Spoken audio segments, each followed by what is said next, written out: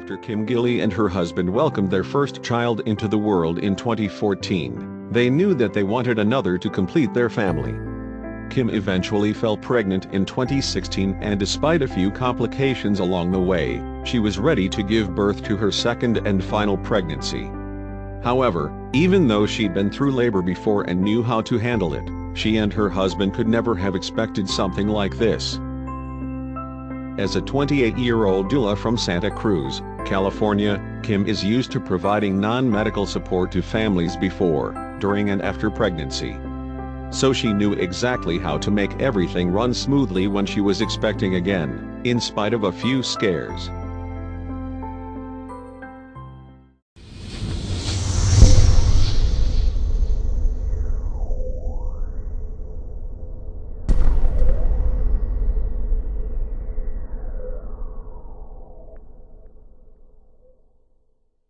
Indeed, 3 years after getting married, Kim and Travis had already brought their first baby, Hazel, into the world. Since Kim grew really close with her own brother growing up, she also wanted a son so Hazel could have the same experience. The mom's journey, however, would be fraught with hurdles and heartbreak. In 2015, for one, Kim fell pregnant again, but, tragically, suffered a miscarriage.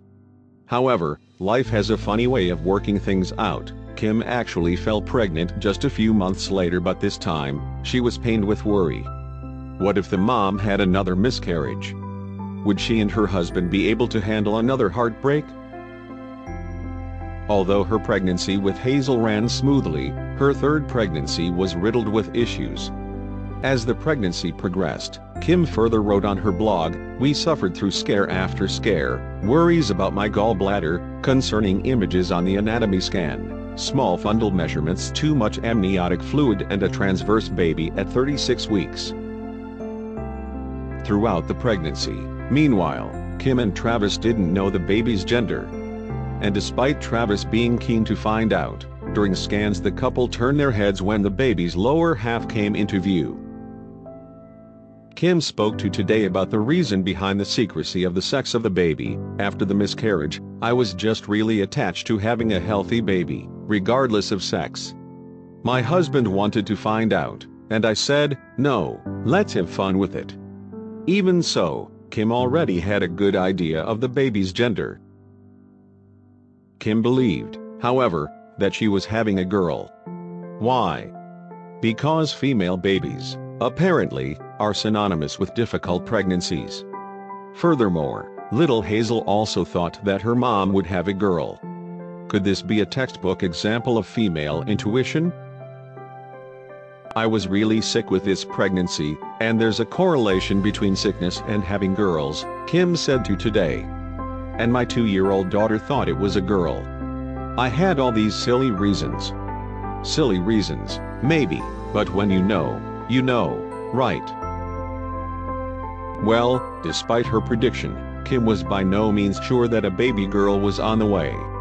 Because I'm a doula and I work with babies and births, she added in her Today interview, I know you can never have any expectations about anything. And with the due date approaching, Kim discovered that the baby was posterior, which meant that it was head down and facing her abdomen. It's fairly common at the start of labor, though it makes for a tricky delivery.